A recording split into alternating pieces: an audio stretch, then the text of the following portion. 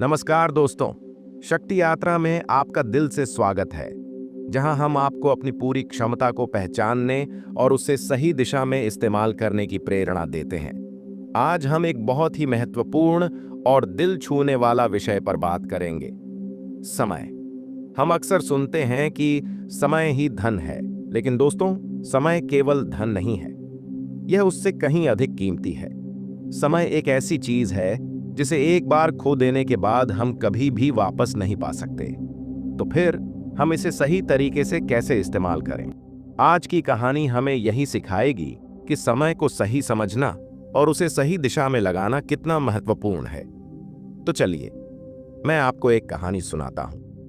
यह कहानी है एक युवा लड़के राघव की, जो अपने सपनों से भरा हुआ था, लेकिन उसे यह समझ नहीं आ रहा था कि शुरुआत कहां से करें। हर दिन वह देर से उठता, घंटों फोन पर समय बर्बाद करता और अपने लक्ष्यों पर काम करने के लिए प्रेरित नहीं हो पाता। एक दिन उसकी मुलाकात एक बुजुर्ग आदमी श्री शर्मा से हुई, जो एक सफल व्यवसायी थे और अपनी सूझबूझ के लिए प्रसिद्ध थे।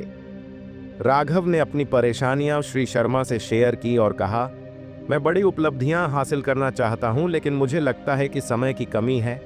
श्री शर्मा मुस्कुराए और बोले, राघव, समय एक नदी की तरह होता है। यह लगातार बहती रहती है और तुम इसे रोक नहीं सकते, लेकिन तुम यह चुन सकते हो कि तुम इसे किस दिशा में बहाओ। उनके शब्दों ने राघव को झकझोर दिया। यह वाकई में एक जीवन बदलने वाली सीख थी। समय कभी नहीं रुकता, समय हमेशा चलता रहता है, चाहे हम इसे सही तरीके से इस्तेमाल करें या नहीं। जैसे नदी हमेशा बहती रहती है, वैसे ही जीवन चलता रहता है। समय हमारे लिए रुकता नहीं है। अगर हम इसका सही उपयोग नहीं करते तो हम अपने कीमती मौके खो देंगे। राघव को यह समझ में आया कि अगर उसने समय को यूं ही बर्बाद किया तो उसके सपने कभी भी हकीकत में नहीं बदलेंगे। उसे अब समय का सही उपयोग करना सीखना होगा। दूसरी महत्वपूर्ण बात जो श्री शर्मा ने उसे बताई, वह थी प्राथमिकता। उन्होंने राघव से कहा, हर काम उतना महत्वपूर्ण नहीं होता।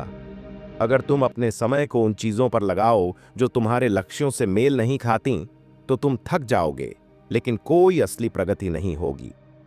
राघव ने सीखा कि अपने कार्यों को 3 श्रेणियों में बांटना चाहिए: महत्वपूर्ण, तत्काल और निरर्थक। उसने अपने समय को उन कार्यों पर केंद्रित किया जो सच में महत्वपूर्ण थे, जैसे अपनी स्किल्स को बेहतर करना, नेटवर्किंग और अपने व्यवसाय को बढ़ाना।